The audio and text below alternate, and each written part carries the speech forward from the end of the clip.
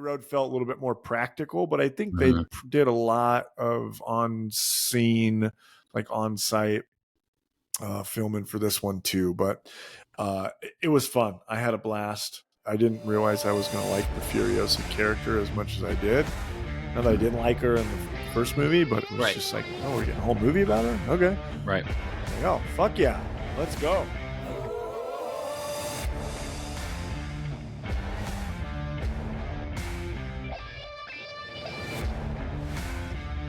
Anyway, welcome back to the Movie Dads podcast. We're your hosts. I'm Howie. Kyle. Max, Kyle. Kyle, we are back. We are back. Episode number 50. 50. Pop the champagne. Hey, say. Light up a cigar. Oh, I'm having one tonight, actually. So it's a 50 episode celebration. Love it.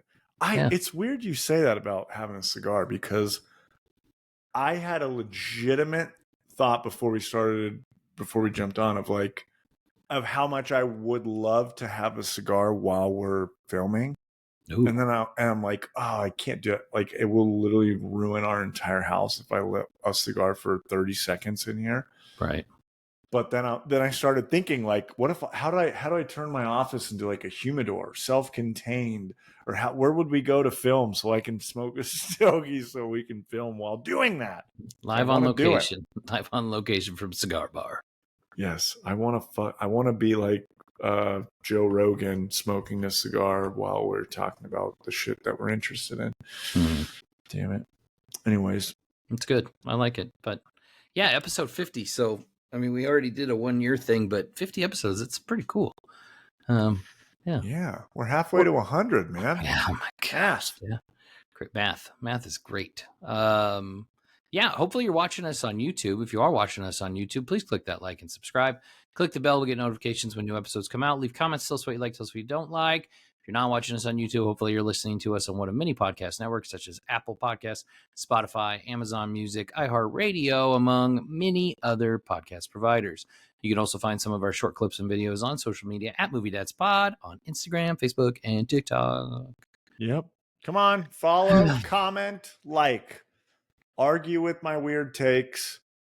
I haven't got into a comment battle with a stranger in a little bit, so yeah, it's been kind of quiet. It's been bring it on. Maybe now that it's summer, I don't know. Anyway, back to that. But we're movie dads. We have movie kids. Boy, got to start off with we kind of had a long delay there in between episodes because I was in Mexico on a cruise. Went on a cruise with my family. And a lot of members of my wife's family. There were 38 of us on the cruise ship. We made up about 10% of the... So many people. Not 10%, it was 1% of the people on the ship. But it did seem like you couldn't turn a corner without seeing somebody in my wife Abby's family. So that was interesting. I will say the weather was fucking hot. Nice. I think the heat index every day was like 115 plus. Holy the sun shit. Was literally like right next to us. It felt like it was a ball of fire. There were a lot of days where I was like, you enjoy the pool because I'm not going to die today. Well, we did some pretty cool stuff. We swam. We did like a stingray encounter, which was neat. We got to hold stingrays and pet them and feed them fish. And I elbow dropped one. I gave him the people's elbow in honor of Steve Irwin. And nice. Then we snorkeled with stingrays. Got that fucker. Yeah, got him back. Punched him right in his throat. And then we did snorkeling. I didn't. They're cool. We're cool. Me and the stingrays are cool. And then we snorkeled with stingrays. Stay off our backs. Yeah, it's a joke. It's a joke, guys. R.I.P. And then we did snorkeling with stingrays and sharks, which was pretty cool. I was like, I'm not a big fan of being in the water when there's sharks nearby, but yeah, I did all right. It was neat. I mean, they were, you snorkel, your face is in the water. Hey, look, there's a 10-foot nurse shark. I'm just going to keep swimming. It's cool. But we had a good time. Kids had a blast. I don't know if I'd ever take kids on a cruise again. Teenagers, maybe, where you can like leave them alone and then do their own thing. Like Reagan being 13, we let her do she had a lot of free reign, because when you're on a boat, you really, not like you do get in trouble, but Yeah. Dez was, you have to constantly watch him. There's so many people in the pool deck. Yeah. Can't leave him in the stateroom by himself, that kind of thing. So the stateroom, it sounds so Titanic. Yeah, stateroom. The stateroom, indubitably. Yeah. I was pretty excited when we got to the airport to use the bathroom because the stalls at the airport were literally bigger than all the bathrooms, the whole bathroom on the boat. So that was pleasant. But yeah, that was my week. That's why we're a little delayed in our recording, Nice. but we're back to Wednesdays again this week. We're back. For new episodes. So love that. While you were gone soaking up the sun, I was coaching some baseball players into dominant wins. We had our first 2 games. Had a great time. I had a blast. The kids had a blast. Good. It was. I'm like right now. I'm very happy that I decided to coach, just because I had a couple of parents come up and say some great things, like pull me aside. So that was cool. Mm-hmm. I just think last year there was like so little like positive coaching reinforcement, like good job guy. There was none of that. So like I think all the parents were like, holy hell, who's this guy like saying like positive things and getting the kids excited to play sports? Who would have thought? Right. So so that was a lot of fun. And then we're talking kids right now, right? So we had a little fun trip yesterday. Time is a circle. I just don't know where we are right now with this time. Dude, my week's been a whirlwind. So I mean, it's crazy. I text you and I was like, "Hey, we're still going to the Des Moines Comic-Con tomorrow," and you're like, yeah, if you want to. You've been gone for a week. Are you sure you want to?" Yeah, I'm like, wait, we want to do that, but I'm really glad we did because it was fucking blast. So we, Howie and I took our sons. I took Grayson. He took Des. We jumped in a car early as fuck in the morning. It was pouring rain outside. We drove about 2 hours out to Des Moines, went to Comic-Con, and it was awesome. I had a great time. It's not anywhere near the size of, like, say, the Kansas City Comic-Con, the Denver Comic-Con. It's bigger than the Omaha Comic-Con. Yeah. So there's kind of like, it was a happy medium. So small enough to get it all done in one day in a couple hours. But yeah, we walked around the whole thing in 2.5 hours, I think. Yeah. And a lot of that was chatting with somebody and getting stuff signed. So yes, I'll let you jump and talk about that person, but like really there was supposed to be some big time, like Daredevil and the Kingpin were supposed to be Cox, there. Vincent D'Onofrio. Charlie Cox was supposed to be there originally. He was like the headliner. He had to bow out. I don't know if it was illness or scheduling. He had to bow out. So then they got Vincent D'Onofrio to fill in, and he had to bow out like very last minute for illness, I guess. So which they did. Someone had. So then they didn't have a headliner. Yeah, and someone had kind of. We noticed some of the celebrities were wearing masks, and then one of the artists mentioned us. They heard word on the street was that COVID was going through some of them. So they're like, oh shit. So, but my freaking hero, what became the kind of the main headliner, I guess, Casper Van Dien, also known as Johnny Rico, Mr. Jawline so sharp he could cut diamonds with it. The dude's 55 and he looks like he's freaking 21. Which I did not go up and talk with him. I mentioned this to Howie. When I go to cons, like, I know they're right there for us to go up and have that moment, pay some money, get an autograph, say what's up, tell them you're a big fan. But I kind of look at it like the zoo. Like, I go to see the attractions, but I don't really have to have the conversation with them. So I did not go up and talk with Casper Van Dien, but I did stand 8 feet away from him and watched him talk to some other stranger. So, but I will say that your argument of like, just go up and talk with them, I may have turned because our next celebrity that we met, I had like the fucking best time. So in my head, so like the whole reason I wanted to go to the Des Moines Comic-Con is because I wanted to meet Jim Starlin. So Jim Starlin is a comic book writer and artist who's worked for both Marvel and DC. And I like him because my all-time like favorite comic book character is Thanos. And he created Thanos and wrote, I mean, like this is on my desk all the time. Like I didn't just put that there. What was that? What was that? It's air a little freshener? No, it's a Funko. It's a Funko. Oh, cool. It's like one of the pop-up ones. Yeah. Love that. And I mean, like even my pin cup is a Infinity Gauntlet. So, I mean, nice. Like it's that. So I wanted to see him, and I'm thinking in my head, I'm like, we're taking our 2 young kids. Like as soon as we get there, because we got there, like they hadn't been open very long, but it was like as soon as we get there, I'm like, I want to find Jim Starlin. I want to get in line. I want to see, how long the wait is to get him to sign, because I got some comic books I wanted him to sign. And these aren't like you have some. I had a stack.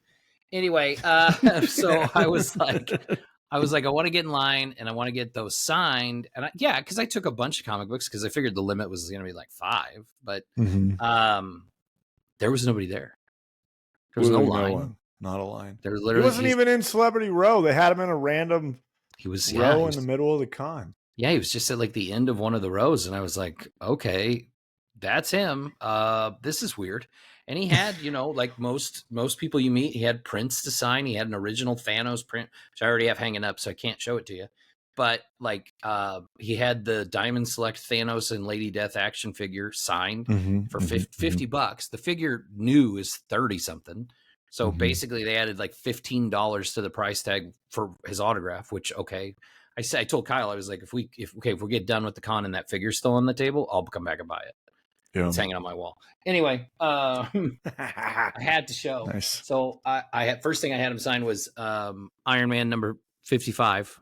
He signed right there, which is the first appearance of Thanos, the first comic book. He also first appearance of Drax the Destroyer, who he also created. NBD. And then the Infinity Gauntlet, issue number 1, signed right on the gauntlet too. Man, that's badass. I love it. What I will say was so freaking cool about meeting him is like, I don't know if it was because there was nobody in line. And when we went up to meet with him, there ended up being like 5 or 6 people jumping came up behind us waiting. Yeah.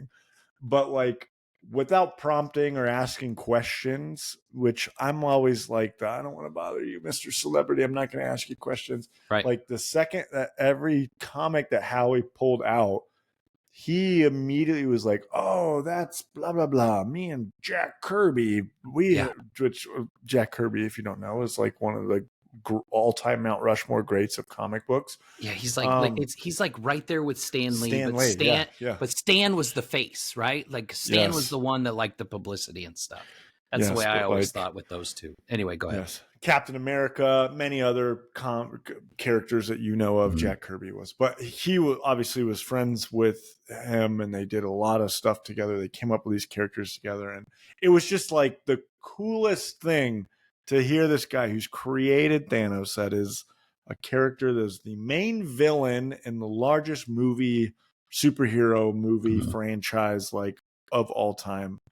And he's the one who created him. It was just cool to hear him talk about like, oh, this is what happened when we were drawing this cover, like this is what we were thinking and this is what was going on then. And I just thought that was like the most interesting thing. And he had kind of said a little bit of like his thoughts on Thanos and like me and Jack Kirby.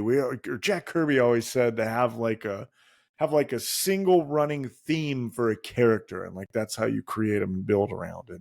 Thanos's theme was like an insatiable thirst for power. Like you can't, like there's nothing he could do could satiate his need for power. I just was like, oh, that's kind of cool to hear from the guy himself. It was. And like I had him to sign Infinity Gauntlet number 1. I have Infinity War number 1. He signed it, and then Infinity Crusade. Those are the 3 big storylines. But Infinity Crusade, when I pulled that one out, he was like, "Oh, this one's my favorite because this was like, it was really about religion, and she's like this deity, and he's like there wasn't a lot of religious representation, and he started talking about like Jewish representation in comic books. And like hearing him say it was like, this is like the coolest fucking conversation I could have with this guy. So then we got done talking and he signed all my books and I was like, I'm going to buy the figure. And so he buys the figure and I can take it off the wall. And I have this exact same figure right here out of the box, but here it is in the box, which he signed in gold ink, but it comes with Lady Death. And so he's talking about it and he's like, this was like one of the first Thanos figure that was ever made. And he goes, I had it and I used to play it. I think he said it was like his niece and she was Lady Death and he was Thanos. And I was like, that's such a cool story to talk about. And then, so then of course I had to ask him, cause I'm such a Marvel movie fan. I was like, so I got to ask, like, what did you think of the way they portrayed Thanos in the MCU? And he goes, I loved it. He goes, I thought it was great. He goes, like when I talked to the Russo brothers, and I'm like, that's, just him saying that, it's like so funny. Yeah. And he's in Endgame in a scene with the Russo brothers at the beginning in the support group. But he said, I told him I really liked what they did, but my biggest issue was that they gave him blue eyes. He goes, because his eyes should be yellow. And I was like, that's hilarious. And I'm like, but how fucking cool is that? Super cool. And it was like one of those questions that I didn't know if I wanted to know the answer to. Because I like Thanos so much. And it was like, I didn't want him to say like, I really wasn't a big fan of how, they changed his motivation. But hearing the guy that created him, and Thanos is the character, like his quest to kill all these people, half the universe, is to impress Lady Death. Like it's all about love to him. Yeah. It's not about like it is in the movies where it's about solving hunger on all balancing these planets. Power or something. Exactly. Yeah. And he goes, they completely changed his motivation, but he liked the way they did it. And that's always the way I've felt about it. I like the way they changed it too, because I feel like it fits more mainstream. Yeah, it's a little bit more digestible. Correct. For a blockbuster movie. So yeah. So when you talk about like you hear some of these comic book artists, and some of them obviously are weirdos. Alan Moore is the first one that comes to mind, right? Super weirdo. Like, don't put my name on the Watchmen movie, even though it's one of the best adaptations of a comic book. Yes. Yes. Dude's a psycho, whatever. Anyway. But yeah, hearing that stuff I thought was super cool, but it was great. More stuff. I don't know if you were going to show anything or not from the con. Yeah, I got some cool art from what's the artist's name? Jamie Coker. I'll pull up his Instagram while you talk about what you got. So Howie has he does a really cool like turtle horror mashup, and he's done basically like I feel like every time we see him at a con, he's got a new version of new characters, of slasher characters, and Howie keeps getting these new ones. So like we see him all the time, but I was like, okay, I got to get that turtle Batman mashup because obviously I got turtles all over my wall and Batman all over my wall. So I'm going to do kind of a melding of them together over on my turtle wall. And then I don't know if we talked about it on the pod, but like we just pre-ordered a new 2-pack figure that's coming out of a massive Bane and Batman from Nightfall, where Batman got his back broken. So the art was just awesome. So we got that. I got obviously some figures because I'm a fucking nerd. I did end up getting that Thanos figure too from a separate figure fate, as one Matt Cardona would call it. And so we had talked a couple of episodes about this tiny little comic book shop that Howie had found in Iowa, where he's purchased all these thousands of first editions and first appearance comics. Right. And it was on the way home. And so we were like, obviously in a nerd mood, and we're like, let's just stop in so I can see it. And we walked in, and like the first figure that was in there was that same Thanos figure. So I was like, oh, I got to fucking get it. It was what? It was like $29. Yes, everything was super inexpensive. So I got actually a ton of nerd stuff from that shop as well, instead of just the con. So old Ninja Turtle poster. So that's like one of my like small town kind of haunts, if you will. It's called Second Impressions. It's in Walnut, Iowa, which is like Antique City, but it's this tiny little hole in the wall comic shop. But when you get inside, it's way cooler than what it looks like on the outside. It's fucking awesome. Yeah. So, yeah, I can't freaking find his info. Damn. I don't know why I can't find. It's Jamie Coker artist, but Meta AI can kiss my ass. I hate it so much since they implemented it. Well, yeah, now we'll get no views on this video. No, that's fine. But anyway, so yeah, this is like my slasher mashup poster that he did. I always have it in the background.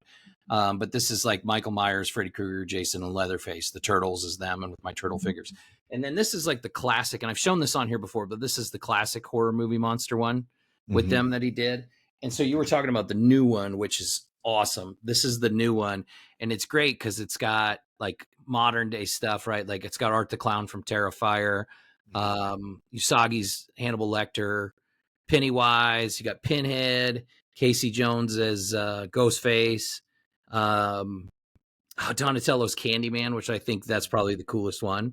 And then April O'Neil is like the Exorcist is Regan from the Exorcist. Anyway, it's badass. So freaking that's dope. He's just a cool guy. Cool guy. Tons of cool art too. I mean, every time we go to a con, I buy at least one piece of his art. I did this one. I bought 4. So, but yeah, that Batman and Bane one I already have hanging up as well. So cool stuff. I freaking love it. I love it. So. So Comic-Con was fun. Getting to meet Thanos creator, I think, was kind of the main that, and our 2 sons just kind of fucking nerding out.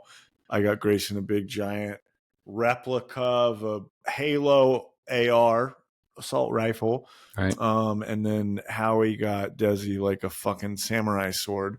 So these 2 kids were like losing their minds. They just were running around outside with it all day with the fucking samurai sword and this massive fucking machine gun. So, but yeah, so I feel like we've already rolled into my most excited segment. Those things that we talked about were things that we're excited about. But we'll jump into kind of movie news and stuff in our 6 to midnight. This is where we talk about the new news, movie trailers, nerd things that we're excited, things that get us up for the week, what we're excited about. And there's actually, I feel like, a ton of stuff to talk about. Obviously, the con was a good time. One of the things that came out, we didn't get to talk about it because we missed a week, but there was basically it was revealed who the writers are going to be for the Lanterns, the Green Lantern show, that's going to be on HBO Max, or just Max. Done by DC Studios, as they're now going by, I guess. But the writer's actually kind of cool. I'm excited about it. There was also some leaks of like set photos of Green Lantern costume, and it looked fucking awesome. But basically, Damon Lindelof is one of the writers. He is really big for doing Lost. So if you like the show Lost, yeah, he did Lost. He did The Leftovers. He did the HBO series of The Watchmen. Oh, cool. Oh, yeah. Duh. Yeah, I did see that part. Okay, which I actually enjoyed the HBO series, The Watchmen. I think a lot of people you either really liked it or really didn't. I enjoyed it. Loved it. Masterpiece. Like every week when they dropped a new episode, like I was fucking locked in. Right. And then Chris Mundy Mundy, a guy who's a main writer for the Ozarks, which is another show people are super excited about. And then the biggest writer on it that when I heard the name, was like, oh, that's going to be a good show. His name is Tom King, which if you're in the comic book world, you know Tom King. He's like one of the, I wouldn't call him up and comer now, but like over the last like 5 to 7 years, he was like the main new writer they brought in for the main Batman line. Just did some really cool series and stories with that character, and he's like one of the hottest commodities in terms of like comic book writers that people could get. So to hear he's going to be doing this show, that's exciting. I kind of like that they're doing multiple Lanterns, because I think there's a lot of people that they're like, oh, my Green Lantern is John Stewart. If you were like me, you grew up with the Justice League cartoon, you think Green Lantern, you think John Stewart. And then general public, Hal Jordan's their main guy. And even some of those weirdos from the early 90s are Kyle Rayner guys. So like the knowing we're going to get multiple lanterns, I think is cool. I'm excited for that. So, but yeah. Wait, so Tom King wrote comic books and he's gonna write the show? Yes. I mean, wouldn't it make sense, like, to have somebody that knew something about Star Wars, right? For oh my God, a show that's coming out this week, dude. Tomorrow, from when we're recording. So it'll be like this episode will come out like right after the Acolyte premieres. Listen, there's been some more teasers, some more behind the scenes stuff. Listen, the show looks cool. There's rumors around that we might get Darth Plagueis in the show, which I think would be pretty cool, you know, because that's a character everybody that, you know, is into Star Wars has heard of, but has never seen on screen before. Darth Plagueis, just the wise. But you've got people in this show doing interviews and stuff that know absolutely jack shit about Star Wars and are doubling down on some of their dumbass comments. And I thought it was funny. I don't even know what the actor's name was. I don't care. But Daphne Keane was sitting next to. Did you see down that one clip? Daphne Keane sitting next to him, and she played the Wolverine clone in Logan. She was the girl. But yes. She's in the Acolyte, right? Anyway, she's sitting next to him. She basically tells him, like, you just need to stop talking because you're fucking idiot. Like in a serious way, not like a joking way. Need to stop like, you need to stop. Because, I mean, in 2 different interviews, he said that Anakin Skywalker blew up the Death Star. So, yes. Like trying to say it in a way of like, well, was it really good that they blew up the Death Star because it killed millions of people? But the way you're saying is like, was it really good that Anakin blew up the Death Star and killed millions of people? So like, who is a good guy and who is a bad guy? It's like, fucking, what the fuck? It reminds me of that scene in The Office where like Jim is talking, like he mixes up like Battlestar Galactica, Star Trek, and Star Wars like all in one to piss off Dwight. Yeah, it was literally that, but like he didn't know he was doing it. But it wasn't a joke, right? Yes, it's like, I can't believe Spock in Star Wars was so cool. It's like, you idiot. Yeah. So, listen, can't wait. I'm excited. It's coming out. We're gonna watch it. We're gonna watch it. We're gonna see. But I mean, like, but after this, like, it's more. Filoni's in charge now, and it's like, I gotta trust him. But hear me out. Listen to me, I talk about like, stop being a toxic fan, and I am literally the toxic fan. I am the one who's always complaining about this stuff. Like, it came out too that the budget for this show, The Acolyte, was double.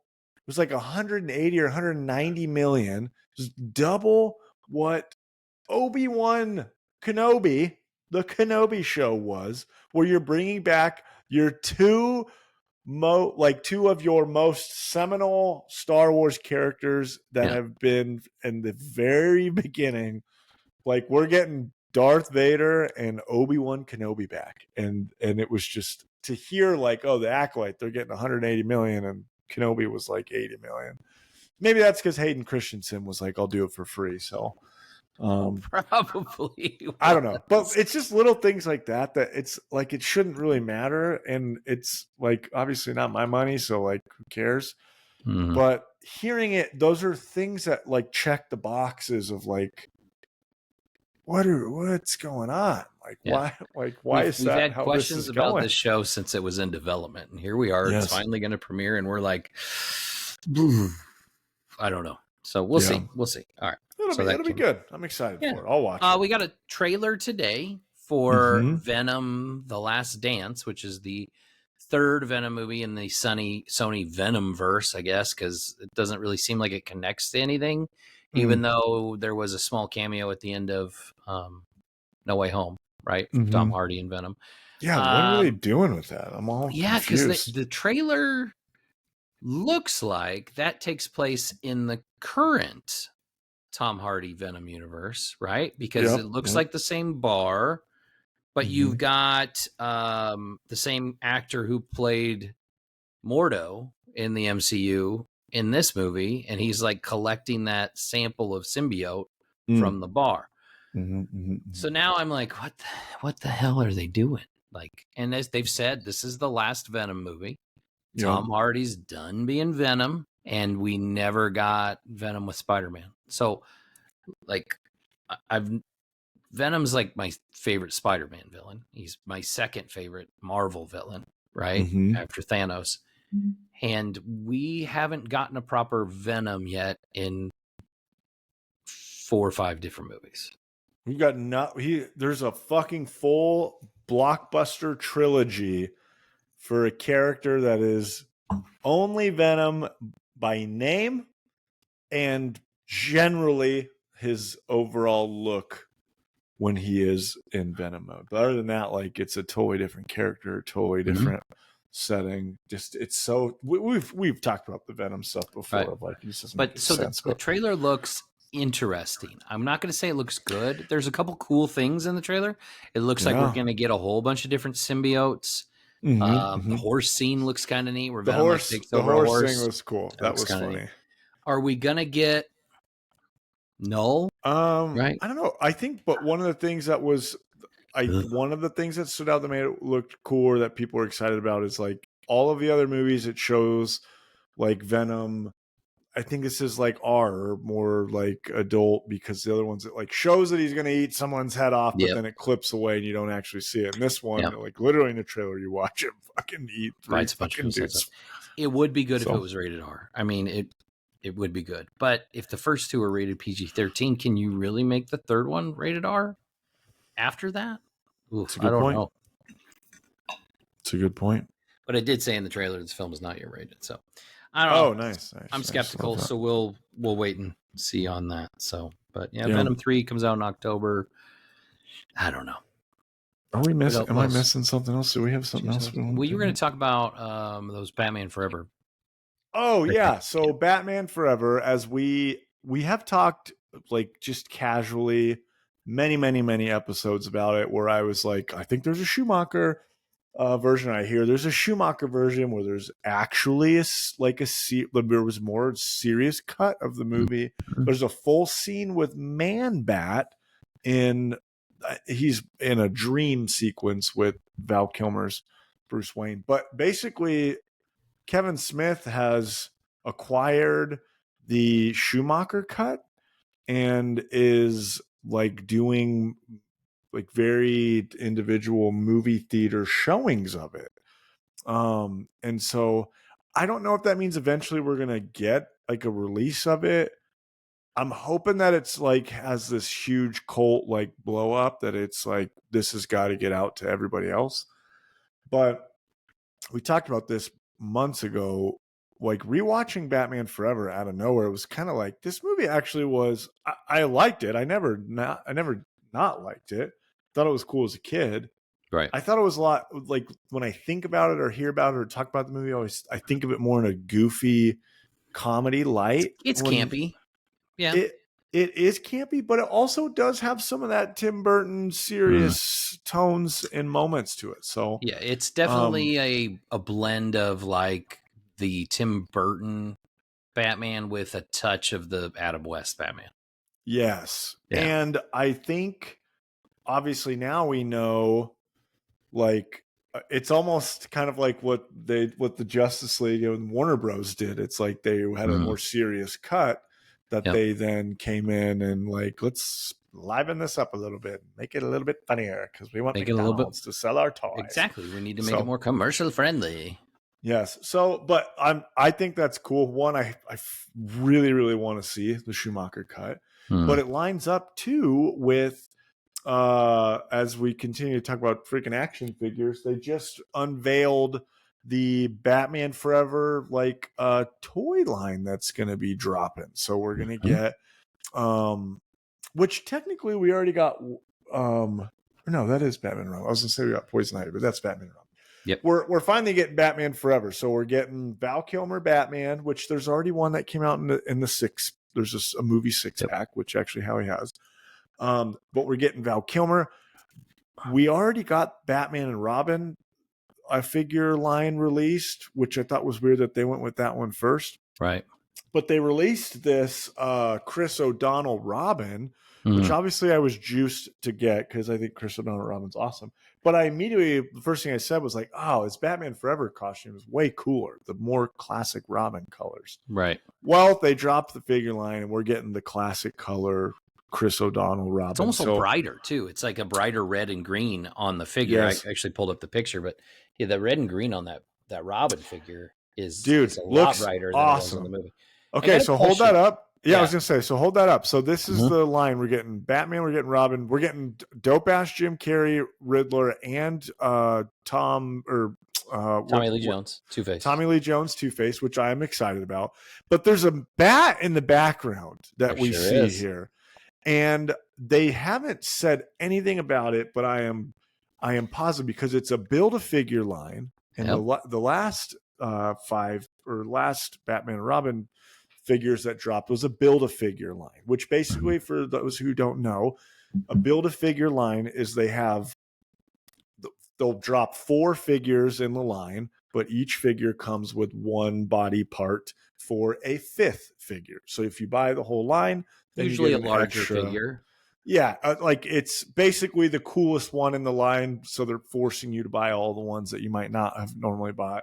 Like for the Batman and Robin toy line, the one guy I was like, I want to get was Mr. Freeze, and he was the Build-A-Figure. So you had to buy freaking all of them, and I didn't want to, so I didn't. But eventually I'll get that Mr. Freeze. So what do you have, just like his left arm? Yeah, actually I do. I've got his left arm that came with Robin, because Robin was the only one I got in that line. So, but one, I'm going to get that whole line because it looks fucking awesome. But I am 95% positive that is a Man-Bat Build-A-Figure, a Schumacher Man-Bat Build-A-Figure that we're going to get. Which I thought was interesting because it did come from the official McFarlane Toys release. That picture was so interesting. So, anyways, I think it looks cool. It lines up with the kind of news that the Schumacher release is coming out. Honestly, if you haven't watched Batman Forever in a while, go check it out. It's a good movie from our childhood. It's solid. It's solid. Yeah, for sure. Nice. I know this is like the longest segment, but it's our 50th episode, so whatever. Yeah, we'll do what we want. We're gonna do what we want. So a couple other things, because obviously we ran long with the Comic-Con stuff, but we did get news today. Not much into it yet, but Mike Flanagan is going to take over on the reboot of Exorcist for Blumhouse. Yep. Which we talked about it when David Gordon Green did Exorcist Believer. We reviewed that movie. It was not good. And that was supposed to be the beginning of a new trilogy because Blumhouse had gone out and paid like $400 million to the rights to The Exorcist. And obviously, if you're going to pay that much money for the rights to a film series, you're going to make multiple entries. So we've got Mike Flanagan's going to come in and he's going to direct another new entry. Don't know if it's going to be like a complete restart, reboot, remake, no idea. But Mike Flanagan's pretty good in the horror genre. Obviously, if you don't know, he did Haunting a Hill House for Netflix. He did Midnight Mass.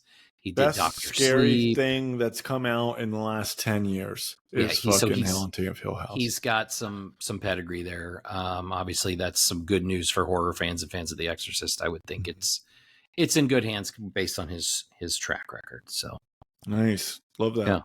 Yeah. That just reminded me, my wife and I finally watched Late Night with the Devil a couple days ago, and what a freaking cool movie that was. Yeah, it's cool.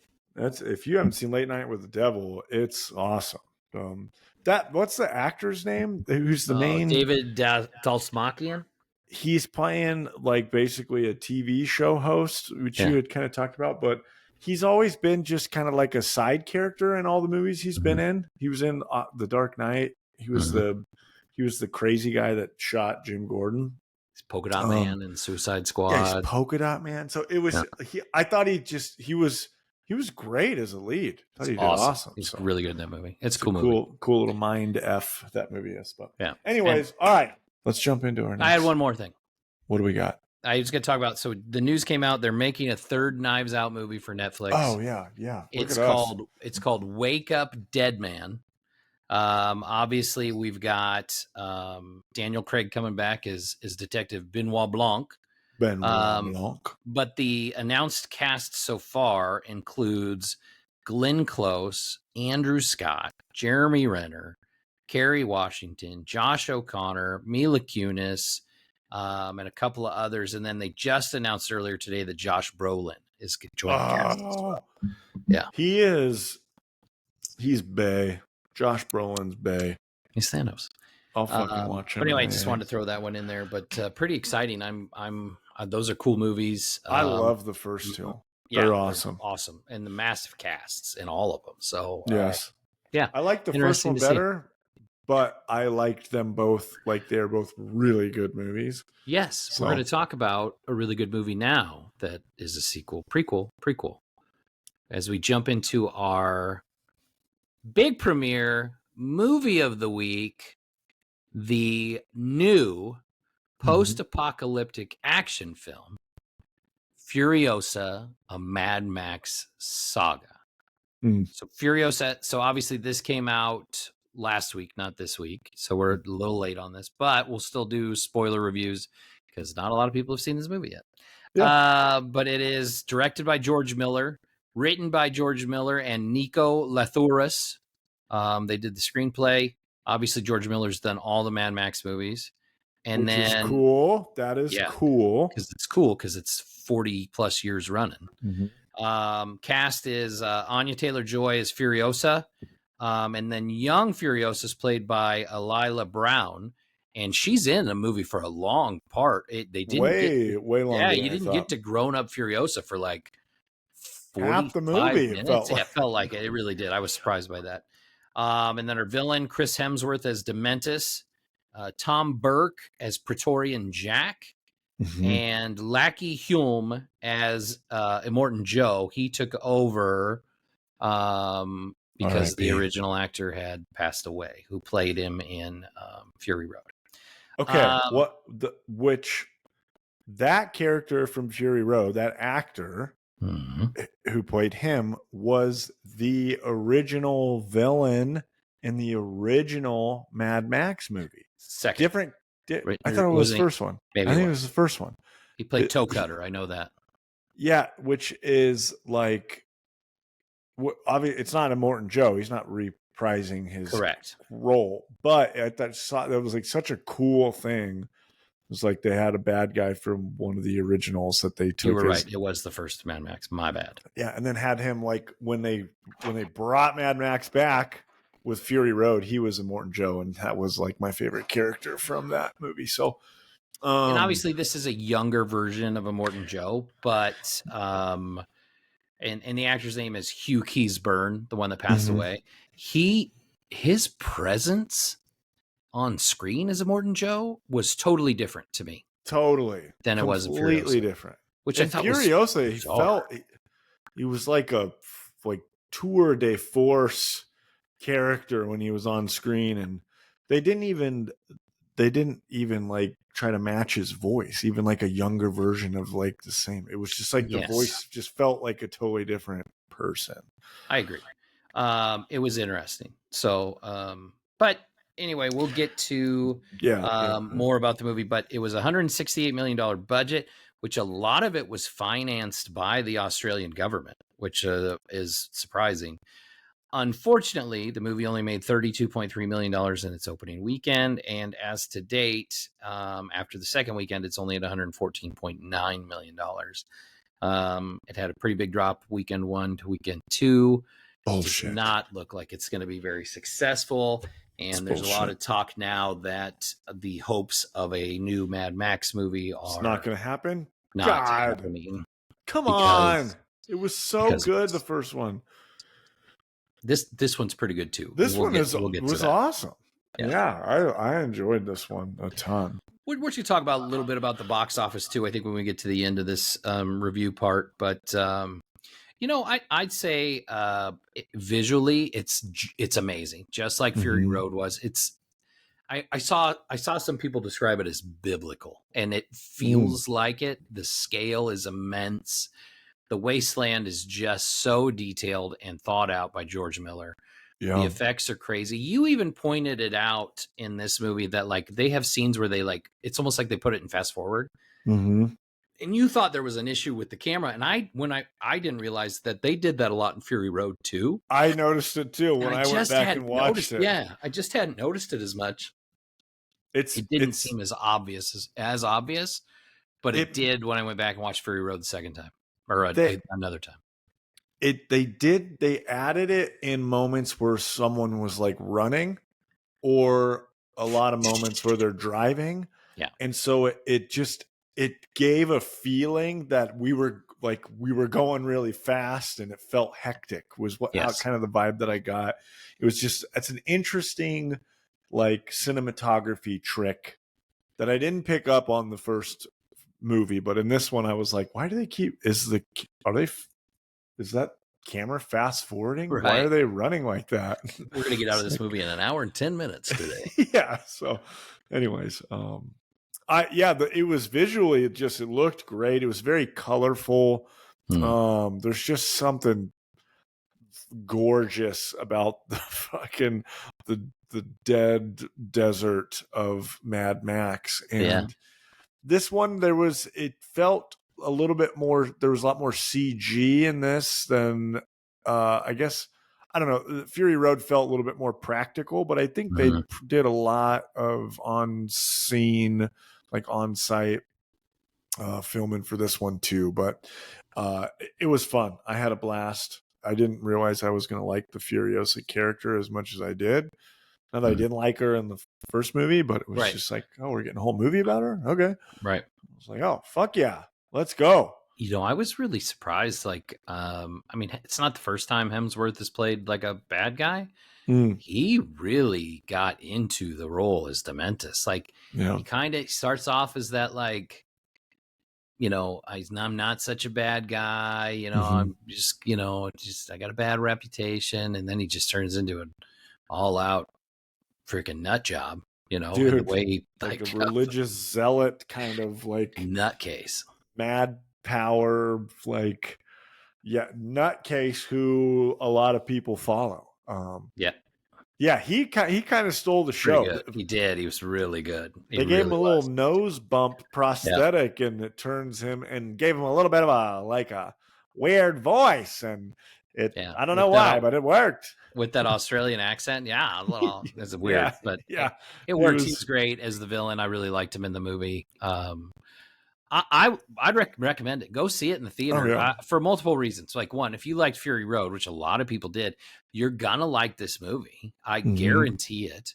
And if you want to get any more movies in this universe, in this Mad Max world, like, really need you to go see this one. Yeah. And you won't be disappointed. I mean, there was one scene that was very much like a lot of Fury Road, like this big long chase action, massive set piece. Yeah. And when it ended, it was almost like, I was like, holy shit, I need to take a break. That was a lot. Intense.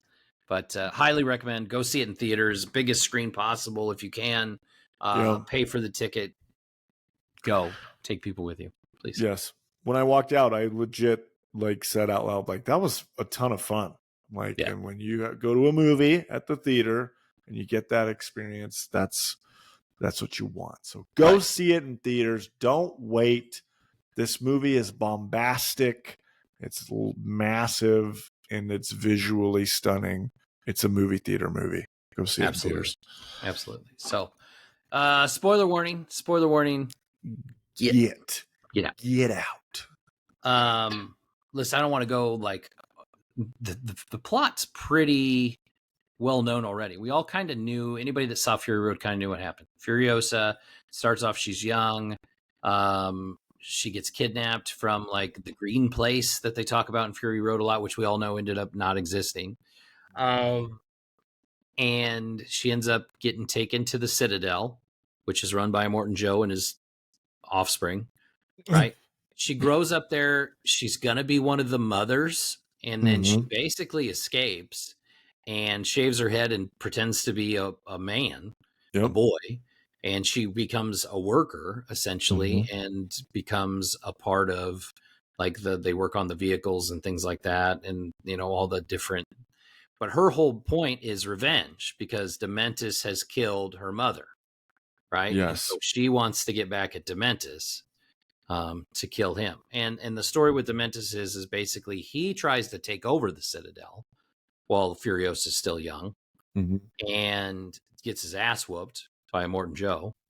And then basically like takes over, was it Gastown? He takes over, he hijacks Gastown and then has to make a deal with the Morton Joe where he gets to run Gastown and Morton Joe runs the Citadel. And they basically like he provides the gas, Morton Joe provides the food and the water.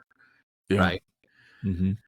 I like that story. I liked what the story they gave to Dementis. He's got all these followers, you know, all these people follow him. He's nasty. Like he's got people that work for him and he double crosses them and uses them as bait and he kills them, whatever. You know, nonstop. And then basically as part of the deal for Gastown, he had to give up Furiosa to Immortan Joe. But yeah, I like that backstory. That's a ton of the movie right there. Like the kidnapping part, the mom coming to get Furiosa, or the mom getting killed, Furiosa being part of Dementis's, you know, gang or whatever as a hostage, you know, locked in a cage. And then, there's just a lot, but the story is pretty straightforward after that. Yeah. And I think like the reason why I think the Mad Max world or these movies so much is I always just am really looking forward to what super zany, weird characters they have. There's so many like random characters that have very specific quirks to them, or like the vehicles are fucking super cool too. Like there's just something about these movies with these like destruction apocalypse cars that are just fucking sweet.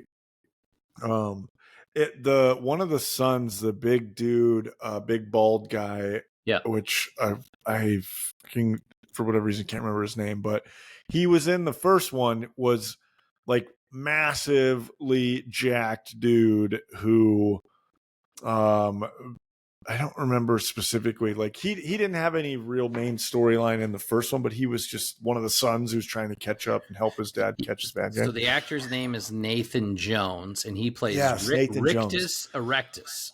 Yes, who he was. I think he's a stunt guy, and he also was in. I think he did WWE or something. He did. He was in WWE. He was in SmackDown. Yeah. Yep. So he you in Mad Max Fury Road, obviously that was many years ago. He was big and jacked, and this movie it felt like he was like me. You know, the more the years go on, the less buff you are, the more out of shape you get, and it was interesting because it was like a prequel, but obviously the actor got older and less like in shape, so it was that was like hard for me to be like, this is pre Mad Max Fury Road, but you look like you are older and over the hill now. But also, what a fucking creepy ass character. He tried to basically sneak off and take Kid Furiosa. Was like, and that's when she escaped because you knew what was he going to do with her. You had an idea, but you didn't want to talk about it. But yeah, just what a fun movie. Like I said, or like you had said, there's that really long scene, which is just what they did in Mad Max, where like it's basically a scene of them trying to get from point A to point B with this giant tanker with like a ton of cars attacking it, and like just this, like I said, kind of bombastic. This time they had now like guys that were attacking this tanker had like paragliders and stuff. So like now we had dudes like flying around the sky, like dropping bombs and spears. And I was just like, this is so fucking wild, but I am so here for it. So It's a good time. Yeah, it was good. Basically, Furiosa grows up. She joins up with Praetorian Jack, and he's like the general, and Immortan Joe's like, I don't know, like war machine, car driver, army, I guess. Anyway, so she teams up with him. They work well together. They super efficient. They kind of start this romantic kind of relationship. First fun fact about the movie, because we've been trying to do that lately. Praetorian Jack was played by Tom Burke, who's not a very well-known actor. He was originally supposed to be played by Yahya Abdul-Mateen II, who, if you don't know, he was Dr. Manhattan in the Watchmen series, Black Manta in Aquaman. He's in the new Candyman movie. Okay. I know. Yep. He was supposed to be Praetorian Jack. But because of scheduling conflict, he had to bow out after production got underway when he was originally cast in that role. I've never seen the guy who put Tom Burke. I feel like I've not seen him before. And I didn't see anything in like the trailers or anything really pointing him out as a character. So it felt, I was like, kind of like, wait, who is this guy? And like, wait, is he actually the love interest? Because like, he had kind of a man with no name vibes. Like, well, he gives a very Mad Max vibe. Yes, that is a great point. He almost felt like not a poor man's Mad Max, but it felt like they were specifically being like, let's just put Mad Max in the movie, but and this call is him a different name. name. Yeah. So it did feel let's like put the original Mad Max in is kind of what it felt like. Yeah. But I liked that character. I thought he was actually cool. He was great. Obviously he dies. Furiosa, now she's got more revenge to get on Dementis. Yeah. It's pretty wild.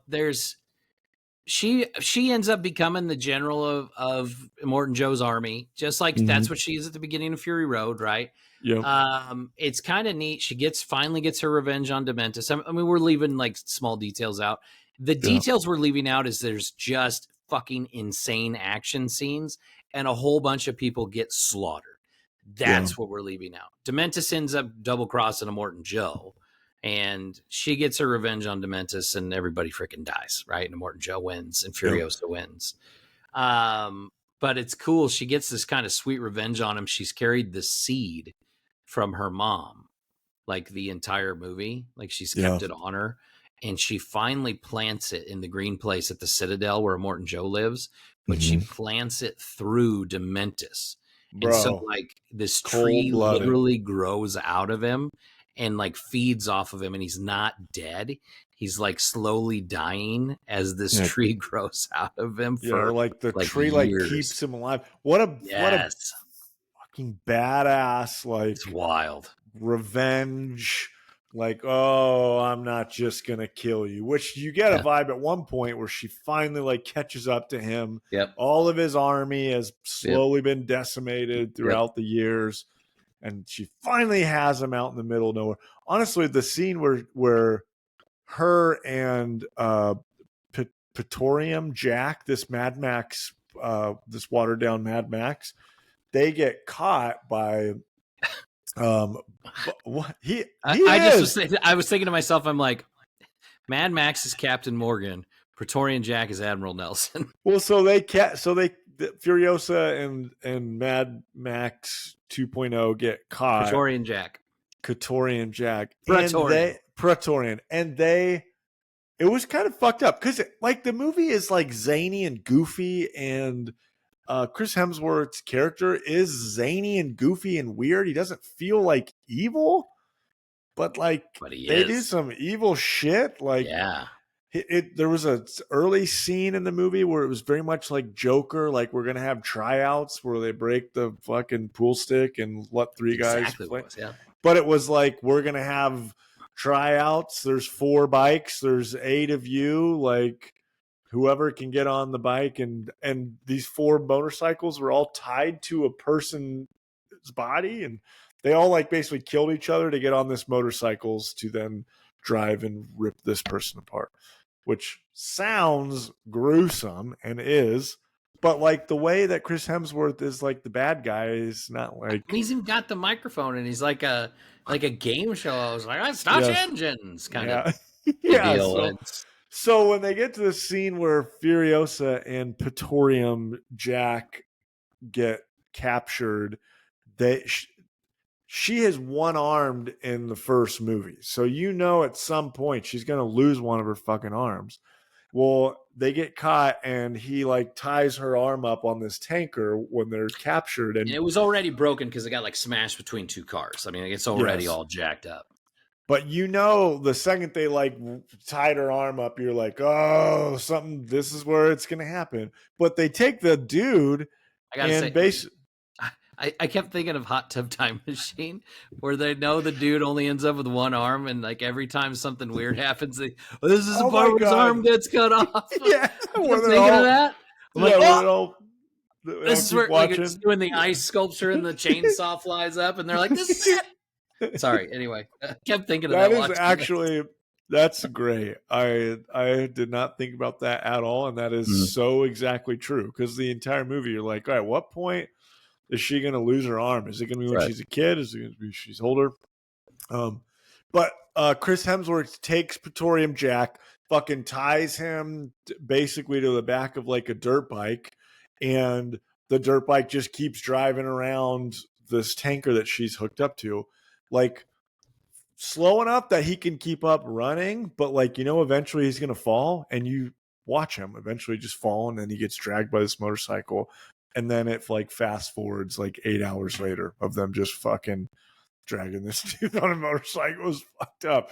Like that was the scene when I was like, oh, this is kind of like hard to watch, even though it's not like gruesome, but it's fucked up. Yeah.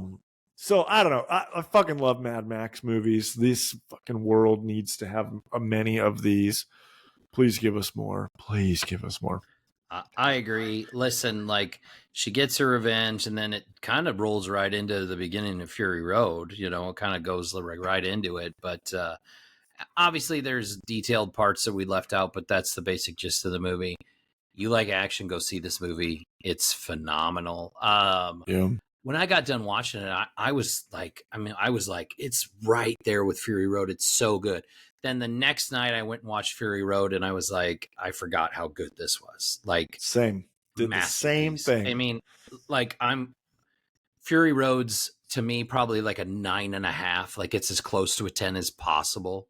Probably should have won Best Picture that year at the Oscars. I think it did win like 6 Academy Awards. Yeah, it won a ton of awards. Yes, and then like I don't even remember what won that year, and it was some movie that won like 2, ended up winning Best Picture, and it was like Fury Road should have won. Anyway, it's a 9. Like Fury Road's a 9.5. I'll give this a 9. It's that good. The action's phenomenal. Super happy with it. I'll watch it again multiple times. I'll probably watch them together. Like it's great. They're perfect companion movies. I'm with you. I had Mad Max Fury Road higher. I also had a 9.5 for Fury Road, but Furiosa is definitely a 9. It is a fun movie. Yes, it's kind of a bummer to hear that it's not doing well at the box office. So like a lot of people are just going to be like, I'm not going to see that, which is a bummer because this is an awesome movie and it's worth a watch. So if you can watch that weird Emma Stone movie that won awards, you should be able to watch this fucking movie. Okay, so I had one fun fact already. I forgot to bring this one up when we were talking about Alila Brown, who played young Furiosa, because she's in the movie so much. Interesting thing they did is when they used an AI program to overlay Alila Brown's face to make her have features similar to Anya Taylor-Joy. So when you first meet her in the green place, it's like 35% modification on her face. By the time she is working at the Citadel, it's 80% supposed to look like Anya Taylor-Joy. Cool. Yeah, so it's like an AI, and it was. So they talked about like how the strike last year, there was so much about being against AI and why would they do this and thing. they said, but this was consensual. Like this was like the actors agreed to it. Like they weren't going to do it if nobody was on board. It was all nice. That's cool. it was all pre-planned. So it was okay. And it was kind of and it was this, something different to do other than like de-aging or overlay or anything like that. So I thought that was kind of interesting. That is cool. Yeah. And then the other fun fact that I had, that this was originally conceived by George Miller to be an anime prequel. I was just gonna say that, actually. Yeah, sorry. It's wild. No, I love. Tell us more about that. Well, so it was originally to be an anime prequel directed by Mahiro Maeda, who did parts of the Animatrix, among other anime movies, which I thought that was pretty interesting because that would have worked out really well too. I'm glad they did live action, but I thought that I thought that would have been pretty neat. Anyway, did you know that this is a fun fact? Yeah. Anya Taylor-Joy had never driven a car before this film. Shit. She learned to drive a car. It's fascinating. You know what? We didn't talk about her at all while we're doing this review, and I feel like she was amazing. Amazing. Like we talked about Chris Hemsworth and how good he was. Listen, Anya Taylor-Joy. We really skipped over Anya. Yeah. We did, and I feel bad about that now because she is Furiosa. And like when we watched Fury Road, like that was a Mad Max movie, and you didn't realize Furiosa was going to be such a integral part of it and such an interesting character. This fleshes out her character so much more. And Anya Taylor-Joy, and like, listen, I feel like if you stood Anya Taylor-Joy and Charlize Theron next to each other, Charlize Theron's going to like look so much like taller and stronger than Anya Taylor-Joy, but you bought it in this movie because she's such a badass. And she's just such a, I don't give a fuck, I'm going to kill everybody. Yes. She is like literally like the epitome of like a modern movie star, like the up and coming stars. Like if you have her in your movie, it's going to be good. Like when she popped up in Dune 2 for a breath of a moment, it was like, holy fuck, that was Anya Taylor-Joy. Oh my God. She was great. They had talked they were talking about like when she took the movie, she immediately was like, oh, I need to cut my hair. And George Miller was like, no, like you have to have we want your hair. Eventually they do in the movie, but like they wanted her to have that for part of the movie. So, and also I think you and I talked about this. There's an interesting how she got cast for the character. Did you see that video of? I think we talked about it on a previous episode when we were talking about reviews, but it was basically like Edgar Wright was telling George Miller, like, he was talking about Last Night in Soho. He'd seen her in that, and he was like, and Edgar Wright's like, call her now, and you would want to work with her. She's amazing. And then he called Anya Taylor-Joy, and he's like, George Miller's going to call you about this movie, and you need to say yes. Yeah, so thought that was pretty cool. Interesting. Cool. So, an interesting piece of trivia. I was going to see if you know the answer to this. George Miller's won 1 Academy Award in his career. Do you know what movie that was for? It was either for Babe or for Happy Feet. It was for Happy Feet. Nice job. God, nicely done. Who like this dude who has created the post-apocalyptic like blueprint and made his whole life about these movies has the most random other movies under his belt. Babe, A Pig Story, and freaking Happy Feet. Yep. And are so random. He won a Best Animated Feature Oscar for Happy Feet.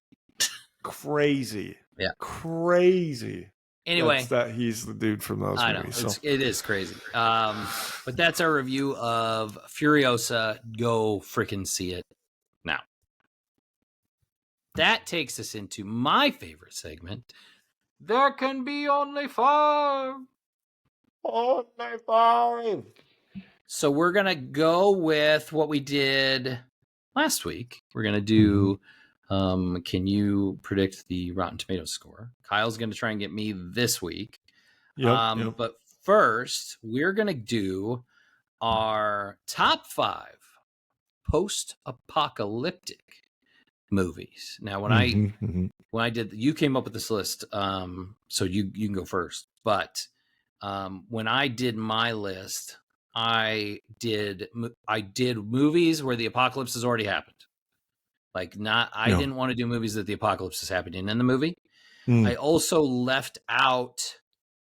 I mean, like, sometimes there's movies where like the apocalypse happens at the very beginning, but then the story's later on. I think that's okay. I also left out a bunch of the movies we talk about all the time because there were a couple that I kept off my list too of like, well, we talk about that a lot. Right. So, anyway. Love that. Let's jump into mine. Yeah, we've done this. Sorry, I'm looking up real quick so I have the right name for the character, but we've done sort of a list, or we were looking at, but have we done that list before? But no, we have done like kind of cyberpunk futuristic dystopian movies. So I was excited to do this because there's some random movies that not a lot of people talk about or care about that I love, and any chance to talk about them, I'm all for. So 2 honorable mentions, 1 movie. I talked about it in like our first or second episode ever. It's a Jean-Claude Van Damme movie called Cyborg, excuse me. Cyborg is like he's like a fucking I don't even know how to explain. He's like a mercenary. He's a cyborg mercenary ninja guy in post-apocalyptic world trying to get he's not the cyborg. The girl is. Anyways, he's trying to basically escort this girl to a different state. I think down to like Georgia or something. And there's just some fucking cool bad guys. It's in a cool set world. If you've ever heard of Cyborg or haven't, you need to go see it. It's fucking awesome. I think it's on Max. Other one, Reign of Fire.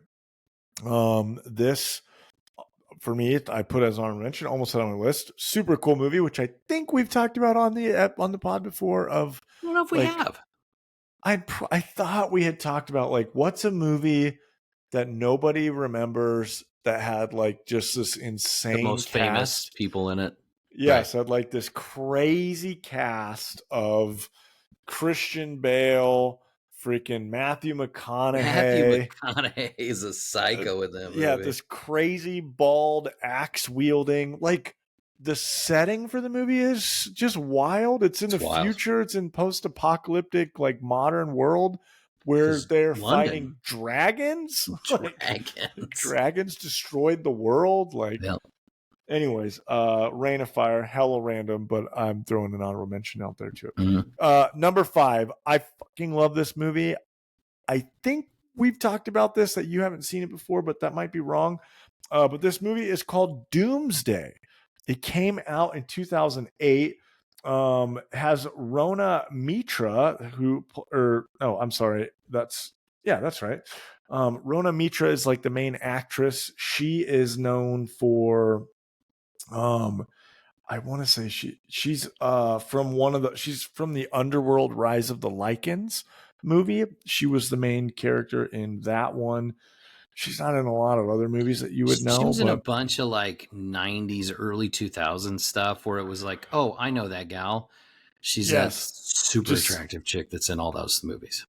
Yes. Also, Bob Hoskins is in the movie. So Roger Rabbit / Super Mario is in it. But basically it's fucking bananas. The world is like post-apocalyptic because there was a virus outbreak.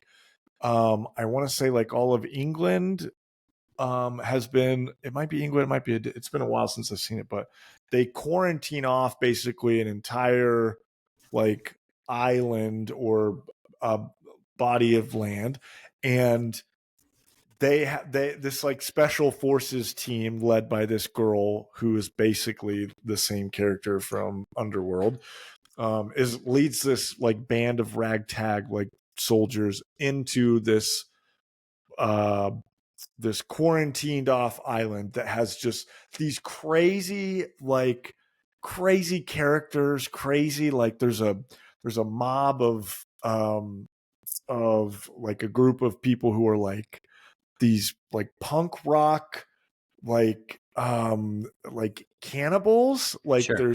they just do this crazy like concert where they have this zealot leader who's on stage like a rock concert while they barbecue one of the soldiers alive, and then All the right. whole crowd comes up and starts pulling his like straight off the spit of the fire onto frisbees that the main guy he kind of reminds me of oh my god, what's the actor, what's the music artist that's in The Wedding Singer, that Billy Idol. Billy Idol. The main zealot leader is like Billy Idol-esque, and he's just this crazy zealot leader. He's the main bad guy in the movie, but like he's throwing frisbees into the crowd that they use as plates to eat this. It's Malcolm McDowell. That sounds right. He's from like Clockwork Orange. And no, so Malcolm McDowell, his character is in it, but he doesn't play. Gotcha. Which actually Malcolm McDowell was also in Star Trek Nexus. Yeah, true. So right. I think Benedict Carver might be the main crazy guy, but anyways, there's a shit ton of zany characters. It's wild. If you watch the trailer on YouTube, you'll get a good vibe. I think we're going to do an episode on that movie because I've never seen it. I think it'd be a good one to do. Dude, like, it's fucking cool. It is very summer. Mad Max. There's a Mad Max kind of scene where they're in these crazy car scenes, like these build up destruction cars, and they're trying to get places. They end up at like a fucking castle where like the Mountain from Game of Thrones is in a fucking suit of armor. They fight. It's just bananas, but it's fucking awesome. Okay. Doomsday. Number 4. I Am Legend. This movie with old Will Smith. I don't think a lot of people really consider that like a doomsday movie. I think they think that more of like a zombie movie, but it's definitely post-apocalyptic. I fucking love that movie. It's been a while since I've seen it, but it was awesome in theater. I'm excited they're coming out with the second one. Number 4, I Am Legend. Number 3, this movie does not get any love, but it's fucking good. The Book of Eli. Have you seen The Book of Eli? Yep. Dude, it is so good. I've talked about it on the episode. It has one of the coolest main theme scores to it from Atticus Ross. That's just cool as fuck. They're doing a show, I think, like a prequel show really? or a prequel movie. With, I believe, John Boyega is who they're doing. That'd be cool. The dude from Star Wars. I think they're doing like a prequel of him like starting his journey across the country. So Book of Eli, badass fight scene in this bar. Like cuts all these dudes up with freaking machete. Same, he like walks up on this girl who's trying to trap him under a overpass, and a whole bunch of groups of this like post-apocalyptic gang try to jump him, and he whoops ass. Cool ass movie, Book of Eli. Number 2, best post-apocalyptic world for me. I love this movie, as you know, Waterworld. A little bit different than the traditional like Mad Max world, but it's like Mad Max on the water. I know it gets a horrible rap from when the movie came out and like box office flop, and everyone thought it was just like the worst movie ever. It hit at the right time in my childhood that I fucking loved it. And to this day, I love that movie. It is so good and so cool. I will fight to the death to put a good word on number 2. I said Kyle's going to have Waterworld. I almost put it at number 1 and just took this one out because we've talked about it a bunch. But I'm like, no, we can't talk about post-apocalyptic world movies without having this in it. So number 1, we've talked about it. Mad Max Fury Road is like, it's the best post-apocalyptic movie that's ever been made. So there's a lot that I probably missed or didn't even think about to put on my list. So I'm glad, I'm excited to listen to yours. So on our top 5, we only have one that's the same. Oh, something tells me it was the number 1. It might have been. Let's hear it. And I it's love like, that. So I haven't seen Doomsday, obviously. I wasn't a big fan of I Am Legend. I don't know. I just the movie Did you was read the book? Did you read the book? But the movie was okay to me. I just didn't think it was great. I thought that the poor CGI of the infected just took me out of it. I can see that. In Book of Eli, like I didn't dislike it because I thought the story was super cool. I felt like there was a little bit of fleecing with the way that movie was advertised as like this super action packed, like Denzel's going to whoop everybody's ass movie. And there's like a couple scenes where that happens, and then it really doesn't happen the rest. Down. Yeah, it really slows down. It's not a bad movie. It's just wasn't one of my favorites, but not a bad movie. All right. So anyway, my top 5. I did not have honorable mentions. I was going to say, like I had some written down. I was like, nah, I'm just going to leave them off. But so I left them off. That's okay. All right. So number 5, I had Snowpiercer at number 5. Oh, yeah. If you've never seen Snowpiercer, again, another movie it's like Waterworld. It's totally different. The world's covered in ice. There are all these people. They basically live on this train, this high-speed train that travels around the world. And they're all separated by class. Like the front of the train is all the rich people and all the poor people are at the back of the train. And they're like, they have to eat trash. They eat each other. And it basically, Chris Evans is the main character and he basically has to he gets over it and he has to fight his way through this train to, basically it's wild. It's a wild movie. They made a show out of it, which I guess is pretty popular. I think it's on like TNT. Daveed Diggs is in the show. I've never watched the show, but the movie's pretty wild. Some scenes in it are a tough watch. It is kind of difficult, but yeah, it's Snowpiercer at number 5. At number 4, you didn't have it on your list, but it was an honorable mention. At number 4, I had Reign of Fire. Let's go. Fucking love that movie, man. That's one of those movies that's like, I know in my head it's not great, but in my heart, it's a freaking awesome movie. And I can watch it a million times. It's one of those movies. Everything you said, like the dragon fight scenes, Christian Bale and Matthew McConaughey, it's wild. It's a wild freaking movie, but I love it. And Matthew McConaughey is literally nothing like you've seen him in any movie. He's bald with a beard and he's all muscular. He's like oiled up. Yeah, he looks like a Viking. He literally jumps off a fucking building with this giant axe. Awesome. To jump onto a dragon in modern, normal army tanks time. It's great. Just wild. It's so great. Fucking wild. We should do an episode on Reign of Fire. I think that's going to happen. At number 3, I had WALL-E. Which is a Pixar movie. WALL-E is a great movie. If you've never seen it, it's about this little robot that basically he cleans up the mess on Earth that's been left. The planet's been abandoned. Everybody's gone onto these space cruise ships, and they all can't walk anymore because they've all gotten fat and just go around in these little wheelchairs and stuff. But it's actually like a love story between two robots, and it's great. It's a great movie. If you've never seen it, it's different, but it is it's nothing like Disney's ever put out before. But at the same time, it's freaking awesome. If you've never seen WALL-E, that movie that blew me away in theaters. When I saw it in theaters, it blew me away. There's this no dialogue in the movie, and you're just watching it this is fascinating. It's just it was like an ASMR movie. There's just something about visually, the sound effects, the music. It was this is soothing, and I love this. It's great. So. WALL-E's great. And number 2, actually, I had one of the movies we talked about recently. I had Dawn of the Planet of the Apes at number 2. Oh, cool. I think Dawn fits the post-apocalyptic mold because it's the sequel. And I think it's the better of the new Planet of the Apes movies. I think it's probably the best one. I think we talked about that a little bit, but Dawn's the one. I think that's the one. It's the one with Gary Oldman.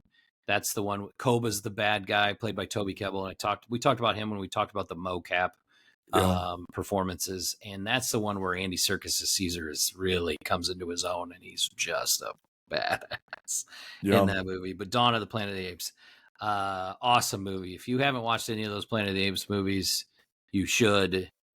The first one will get you in, and Dawn will hook you because they're that freaking good. So I had that at number 2, and then obviously at number 1, the same one you had at number 1. Fury Road is number one. I considered putting Furiosa on the list at 4 or 5. I just didn't. I don't know why I didn't, but it definitely could make the list on there. Easily could be on this list. Easily could be on this list. But Fury Road's number one. It is the greatest post-apocalyptic movie, wasteland movie. It's a masterpiece and should be watched yearly for sure. I will say the original second Mad Max Road Warrior is awesome as well. Probably should have gave that a shout out, but was going a different route. But I agree. Great movies. So love that. Okay, so we're jumping into our. Didn't you had a name for this next segment? What did I say? How rotten is your fruit? Something like that. Yeah, or something like that. Now, throw us names. Give us names. It's new. This is new. Yeah, check it out. Comment what we should call this segment. So I'm doing it a little bit different than how you did it. Just when we were kind of originally talking through, like the thought of it was like, I think I had seen a clip of someone like talking through like movies that are closely ranked on like Rotten Tomatoes, and like which do you think is the higher ranked based on like just your thought of the movie, and I've got a good list of them here we can go through. So basically, I'm going to give you 2 movies, and you're going to tell me which one was ranked higher or lower. Okay, I like it.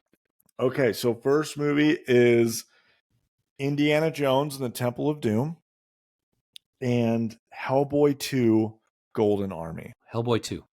Hellboy 2. 2, not 1, 2, the Golden Army. 2's the better movie.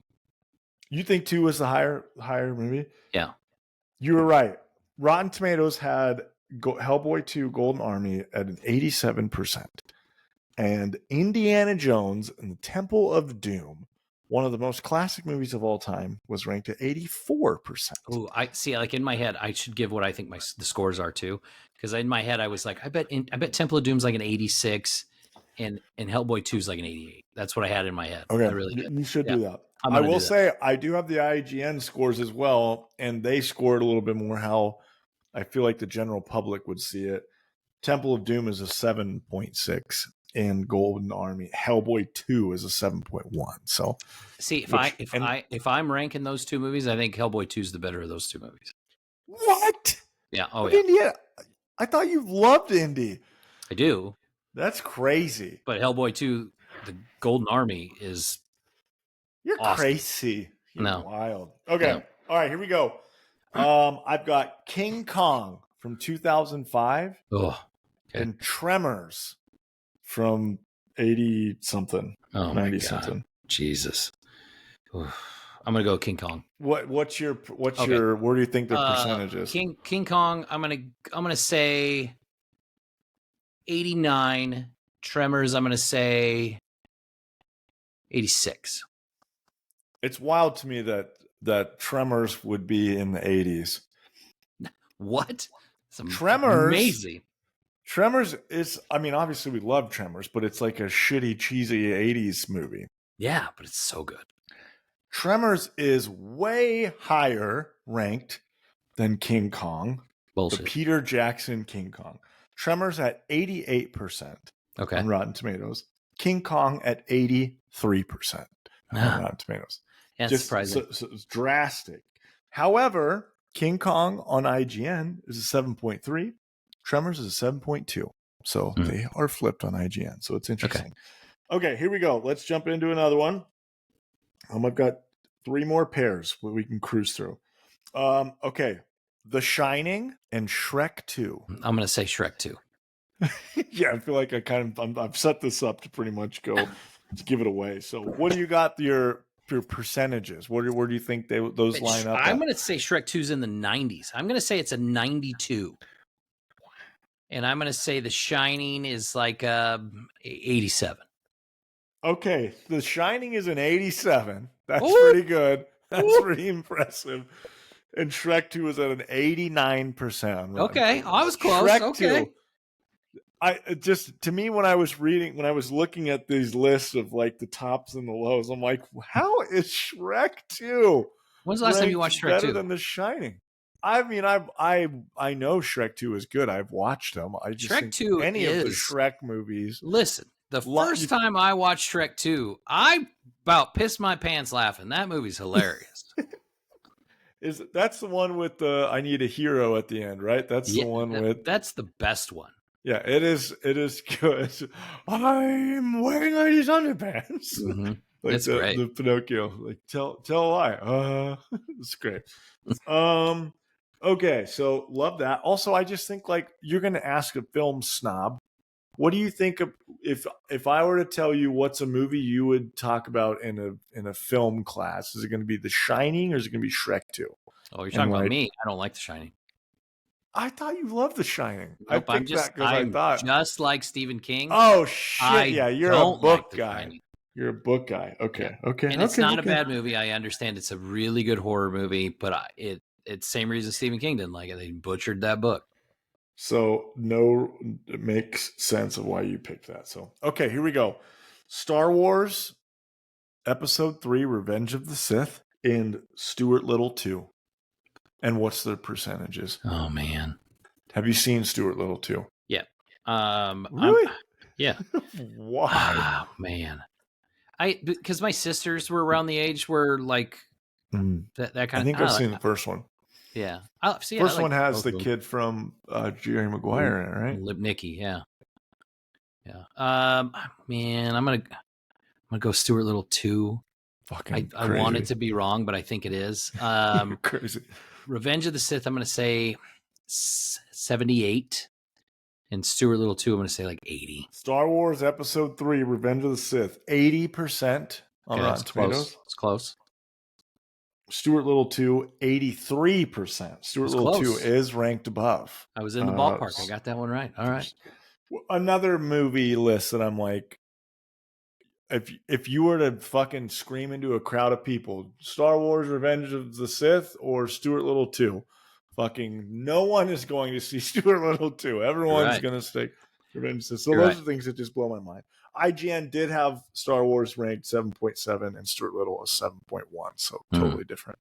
Right. It's interesting. Rotten Tomatoes and the IGN are pretty much opposite. IGN makes up part of that score that Rotten Tomatoes is, right? Like, so they make up part of it.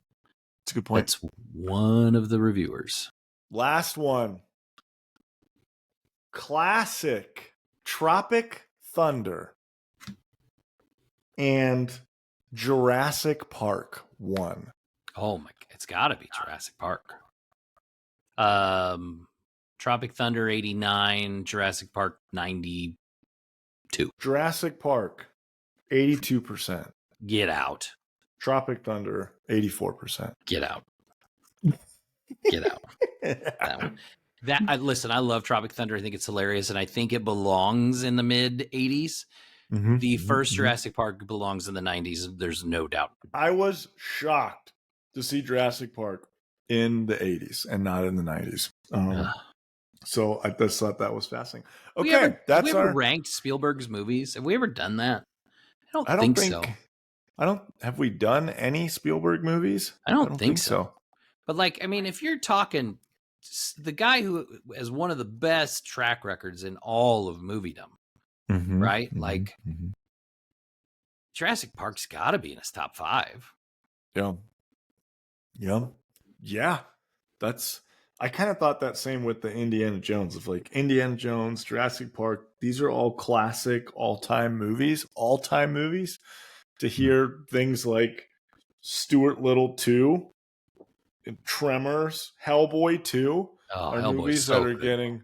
I like the movie. Don't get me wrong, but it almost feels blasphemous to say that Hellboy 2 is a better movie than Indiana Jones Temple of Doom, King Kong from 2005, Jurassic Park, Star Wars Revenge of the Sith, and Tropic Thunder. That's crazy. I would say King Kong's better than Hellboy 2. I can't be right. And I would say Jurassic Park's better.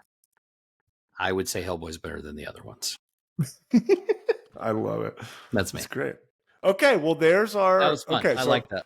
A little bit different than the last one. I think the if we continue to do that, or maybe every other episode, or however we want to do it, If you watched last episode and you watched this one, tell us which one you like more, because I like this one better. I like the way you did it better. Yeah, it gives you a little bit of a like, oh, I did not think that. And I like was that you anything. picked movies that were not similar whatsoever. I Yeah, like that. not at all. That was good. But That was good. I was going more of like, what would you immediately think? Like, oh, it's got like Jurassic Park's got to be better than fucking Tropic Thunder. Is it? According to Rotten Tomatoes. So fascinating. Good stuff. Good anyway, times. Yeah. Before we go, if you're watching this on YouTube, please click that like and subscribe. Tell us what you like, tell us what you don't like. Leave a comment. Tell us which of the Rotten Tomatoes segments you liked better.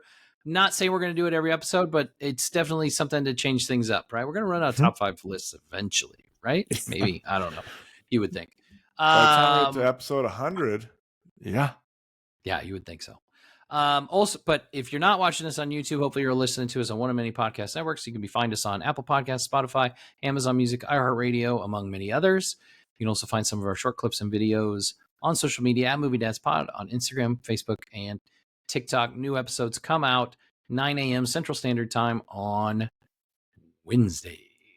We'll be back next week, episode 51. Because I took a week off, we're doing another big premiere movie of the week. We're watching the new horror movie, The Watcher, which is done M. Night Shyamalan's daughter. What's her name? But it looks super creepy. Which one is that again? Shauna Night Shyamalan.